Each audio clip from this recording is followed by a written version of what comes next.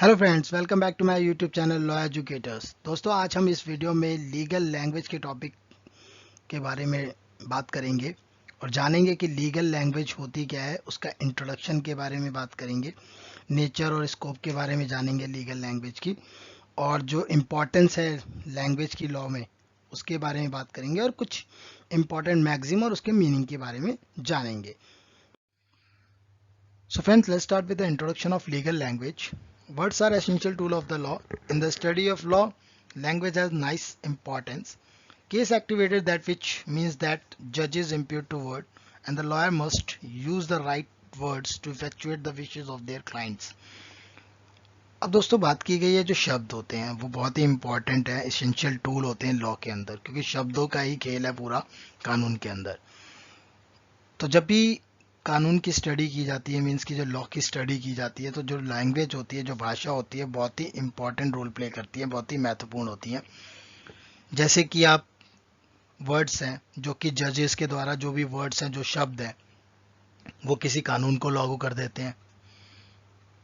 साथ के साथ जो भी लॉयर्स हैं वो इस तरह के वर्ड्स यूज़ करते हैं ताकि जो उनके क्लाइंट्स हैं उनके साथ एक इफेक्टिव रिलेशन बना सकें और उनकी विशेष को जो है रिलेट कर सकें विद द लीगल लैंग्वेज। अब बात की गई है दोस्तों कि लीगल लैंग्वेज का मीनिंग क्या होता है। तो लीगल लैंग्वेज का मीनिंग होता है a language used by the person connected to the legal professions. तो पर्सन्स के द्वारा जो यूज़ की हुई लैंग्वेज है, जो कि लीगल प्रोफेशन के द्वारा कनेक्ट की गई है, उसे हम लीगल लैंग्वेज कहते हैं। जैसे कि लैंग्वेज यूज़ की जाती है लॉयर के द्वारा, वकीलों के द्वारा, ज्यूरिस्ट के द्वारा, और जो लेजिस्लेटिव ड्राफ्टमैन होते हैं जिन्होंने कानून को ड्राफ्ट किया है, उनकी प्रोफेशनल कैपेसिटी के अकॉर्डिंग जो उनके लैंग्वेजेस का यूज़ करते हैं, वो सभी लैंग्वेज जो है वो लीगल लैंग्वेज कहलाती है।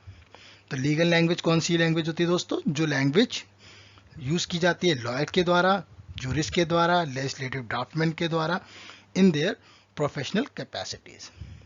अब लॉयर के जो है वो वोकल भी है, जो वोकल सिंबल के द्वारा, रिटन सिंबल के द्वारा जो है लॉयर कर सकता है। ज्यूरिस्ट भी है, जज जो हैं हमारे, वो भी रिटन, वोकल, और जो लेजिस्लेटिव हैं ड्राफ्टमैन जो कि कानून को ड्राफ्ट करते हैं पूरा, वो भी जो है इसे रिटन कम्युनिकेशन के द्वारा जो है एक लीगल लैंग्वेज को as per their professional capacities जो है यूज़ करते हैं। तो लीगल लैंग्वेज आप सिंपल मीनिंग में समझेंगे कि जो पर्सन्स के बीच में जो भी लैंग्वेज यूज़ हो रही है और वो कनेक्ट करती है लीगल प्रोफेशन से, उसे कहते हैं लीगल लैंग्वेज। अब लीगल लैंग्वेज समझने से पहले आप लोगों को समझना होगा कि लैंग्वेज क्या चीज़ होती है। तो लैंग्वेज एक कम्युनिकेशन का सिस्टम होता है जो कि आप कह सकते हैं ह्यूमन बींग्स में होता है, ठीक है, जो कि टू वे कम्युनिकेशन भी हम कहते हैं, जिसे हम रिटन और वोकल सिंबल्स के द्वारा जो है कम्युनिकेट कर सकते हैं। फॉर एग्जांपल, जैसे मेरा और आपका कम्युनिकेशन, मैंने आपको एक रिटन कम्युनिकेशन भी किया है इस वीडियो के द्वारा, और मैं वोकल भी आपको, वोकल सिंबल्स के द्वारा भी मैं आपको जो है कम्युनिकेट कर रहा हूँ। तो एक सिस्टम ऑफ कम्युनिकेशन है between the humans through written और vocal symbols. It is a speech peculiar to an ethnic, national और criminal group. Speech related to, जाति से रिलेटेड, नेशनल, राष्ट्रीय, और क्रिमिनल ग्रुप से related. It is the articulate और inarticulate expression of thoughts feeling by living creatures. मतलब जीवन जीने के लिए जो है एक्सप्रेशन ऑफ थॉट्स जो है, अपनी फीलिंग्स जो है, उसको आर्टिकुलेट और इनआर्टिकुलेट करने के लिए सिस्टम ऑफ साउंड्स और वर्ड्स का यूज़ किया जाता है ह्यूमन बीइंग के द्वारा, ताकि वो अपने आप को एक्सप्रेस कर सके और बता सकें, मतलब वो कम्युनिकेशन को जो है बढ़ा सके, कम्युनिकेट करके वो अपने जो भी थॉट्स हैं, एक्सप्रेशन ऑफ थॉट्स हैं, फीलिंग्स हैं, उनको जो है एक्सप्रेस कर सके। तो इन सब को एक्सप्रेस करने का जो तरीका होता है बाय रिटन और वोकल सिंबल, उसे हम लैंग्वेज कहते हैं। और ऐसे ही लीगल लैंग्वेज जो है वो पर्सन्स के द्वारा यूज़ की जाती है जो कि लीगल प्रोफेशन से कनेक्टेड है। The language use by, for example, language use by lawyers, jurist और legislative draftsman in their professional capacities. तो आप ये जो है एक तरह से डेफिनेशन है लीगल लैंग्वेज की। A language used by a person connected to the legal profession, the language used by a lawyer, jurist and legislative draftsman in their professional capacities.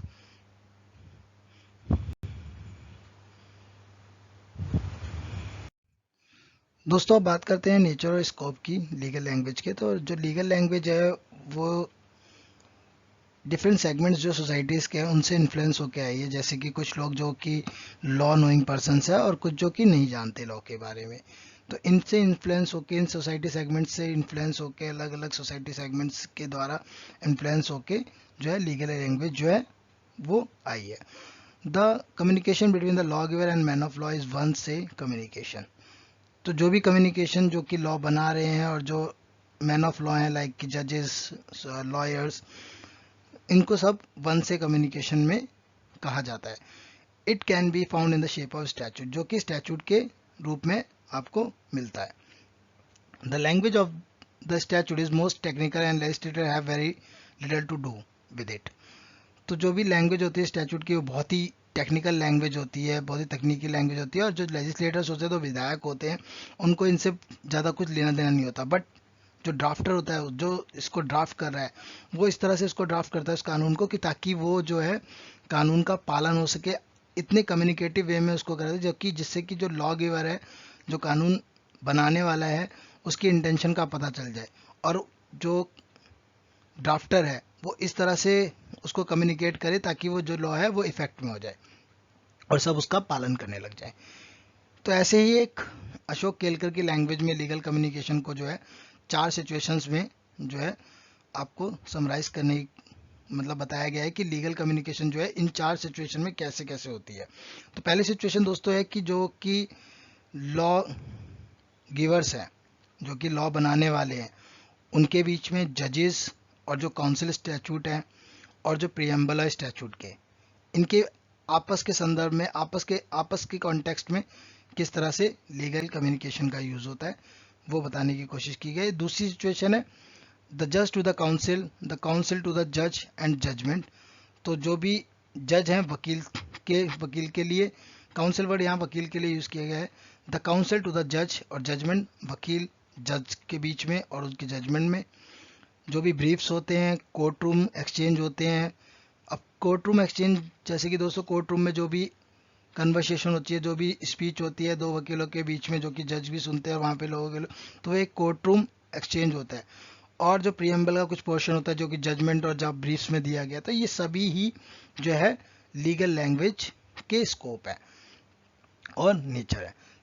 तीसरा पॉइंट है जज to jury, the council to client, client to counsel, the जज brief और consultation. तो अब जहाँ पर अब बात आ गई कंसल्टेशन से रिलेटेड, तो कंसल्टेशन में क्लाइंट और वकील के बीच में जो भी कम्युनिकेशन हुआ है, ठीक है, लीगल कम्युनिकेशन, वो लैंग्वेज का रूप है और वो लैंग्वेज का स्कोप है।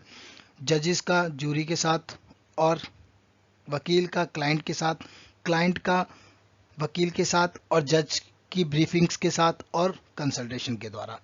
इन 3 जो पॉइंट्स हैं। चौथा है कि जो भी ऑर्डिनरी सिटीजन्स हैं उनके बीच में जो कॉन्ट्रैक्ट्स हैं, टेस्टामेंट्स हैं, जैसे कि वसीयत वगैरह से रिलेटेड, और बाय लॉज जैसे कि कानून खरीद पोस्ट होती है, ठीक है, और नोटिस एंड द लाइक।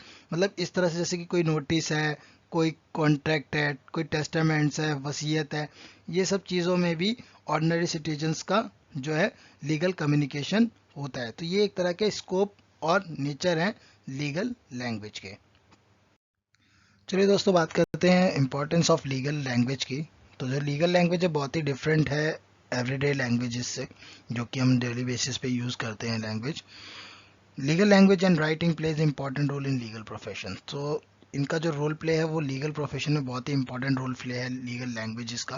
तो इसलिए जो इसकी इम्पोर्टेंस है वो लीगल प्रोफेशन में बहुत ज़्यादा है। जैसे कि capable to translate legal words in law, तो जो भी लीगल वर्ड्स है उसको कैपेबिलिटी है लीगल लैंग्वेज के द्वारा हम उस वर्ड्स को ट्रांसलेट कर सकते हैं। Capable to explain the law in short, तो लॉ को शॉर्ट तरीके से एक्सप्लेन करने की कैपेबिलिटी जो है वो लीगल लैंग्वेज के द्वारा आती है। Ability to express one sentence in one word, the knowledge of legal language and correct pronunciation, तो जो भी लीगल लैंग्वेज की नॉलेज है और जो करेक्ट प्रोनाउंसिएशन है वो लीगल प्रोफेशन के द्वारा ही आपको है।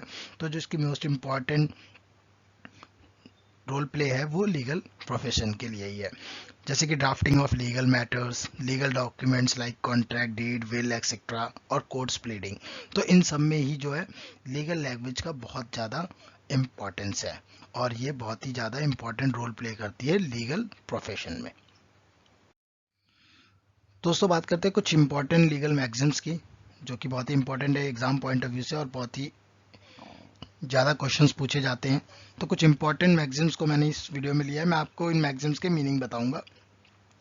लीगल मैगजीम आप सभी के सामने है, मैं इसके मीनिंग्स आपको बताता जाऊंगा ताकि आप इसे नोट कर सकें।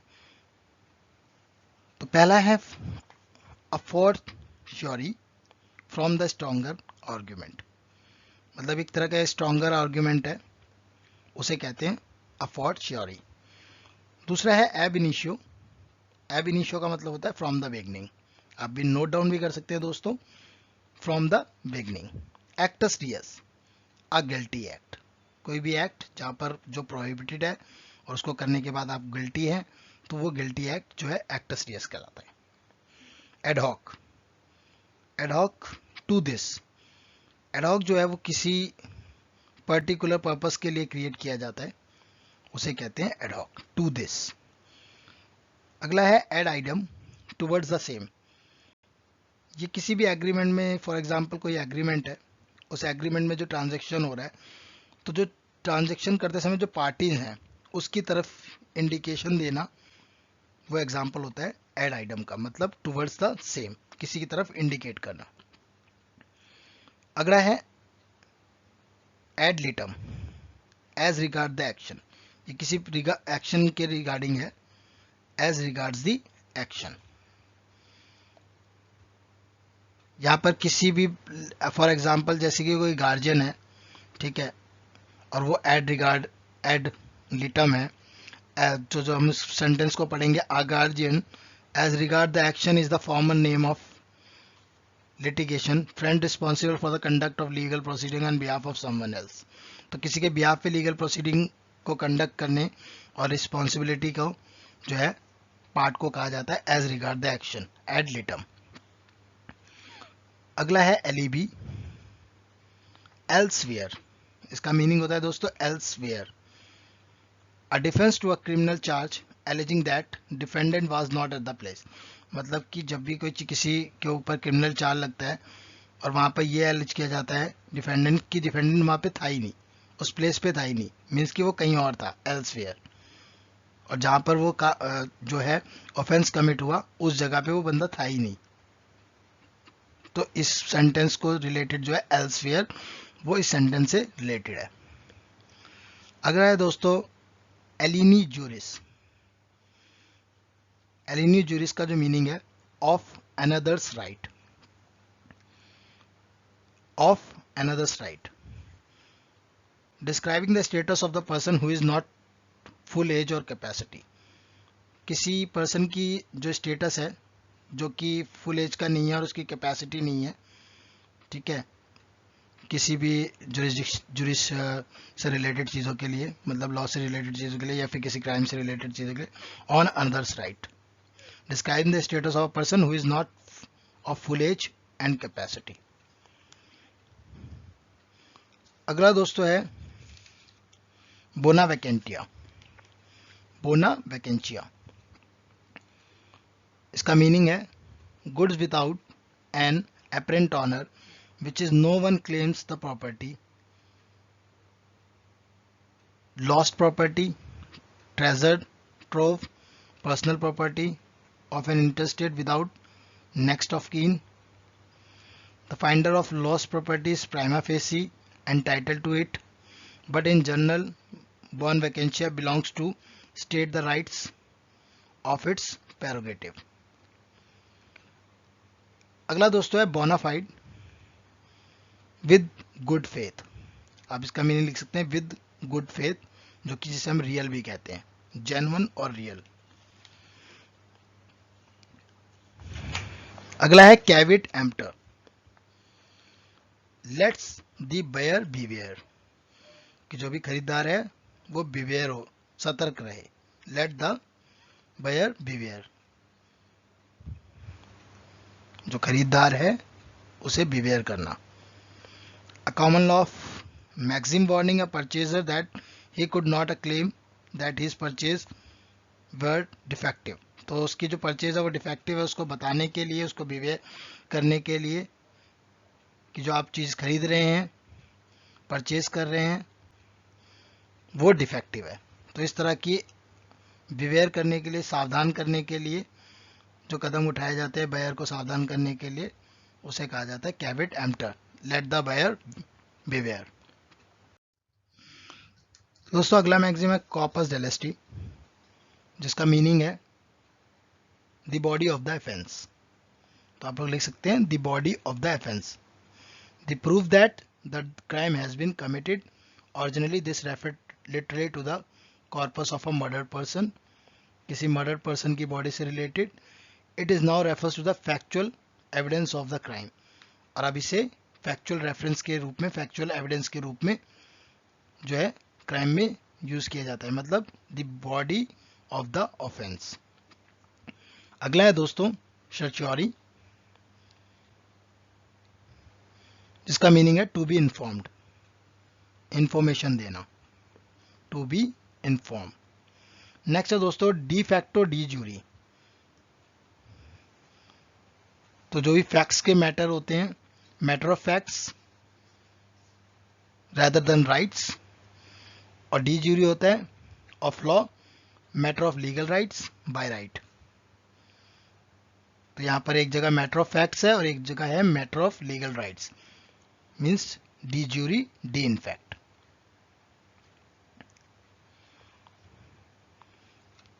अगला है दोस्तों एक्स फैक्टो जूस ओरिचो। इसका मीनिंग है the law arises out of facts, जो भी कानून है वो फैक्ट्स के आधार पे अराइज हुआ है। नेक्स्ट है ex gratia, done as a matter of favour.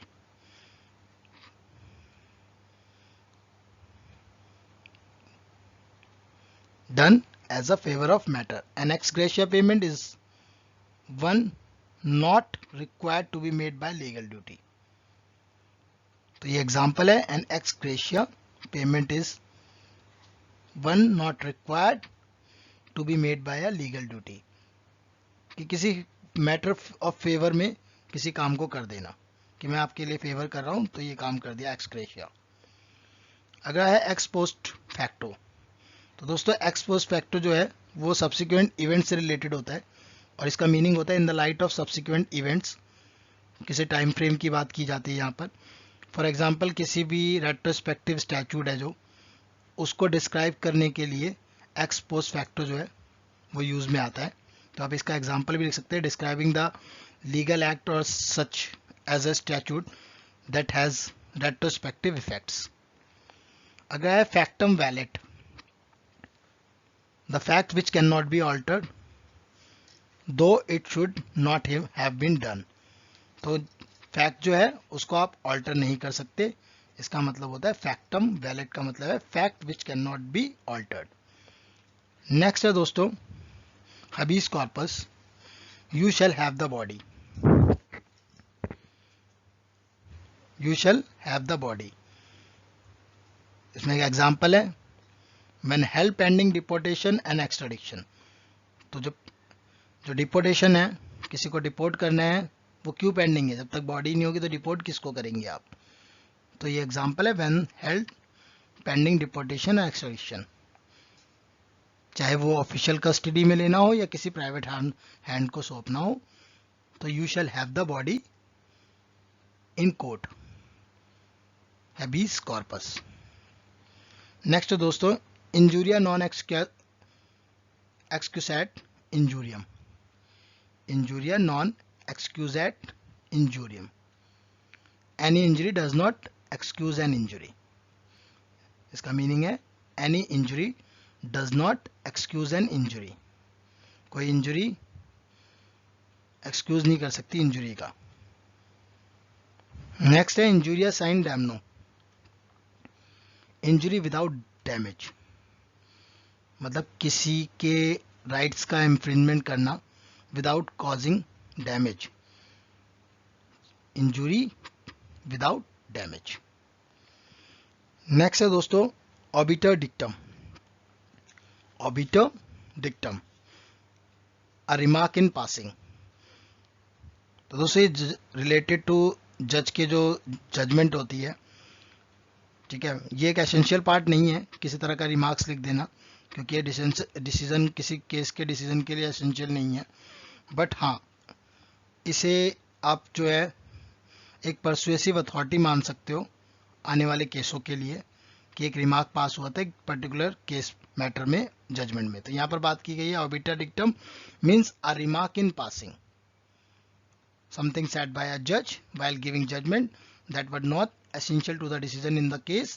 It does not form part of ratio decidendi of the case and therefore creates no binding precedent, but may be cited as persuasive authority in later cases.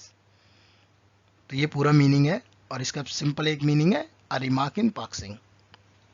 अगला है दोस्तों jus dicere et non jus dare. To declare the law not to make it. Simple meaning है इसका to declare the law not to make it. So friends, today's topic related to legal language is completed, और जिसमें हमने आज बात की legal language के introduction की, नेचर स्कोप के बारे में, लीगल लैंग्वेज के इंपॉर्टेंस के बारे में, साथ के साथ कुछ मैगजीन्स और उनके मीनिंग के बारे में।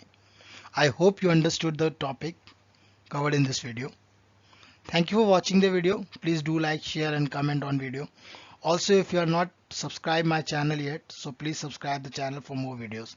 Thank you once again. Stay tuned.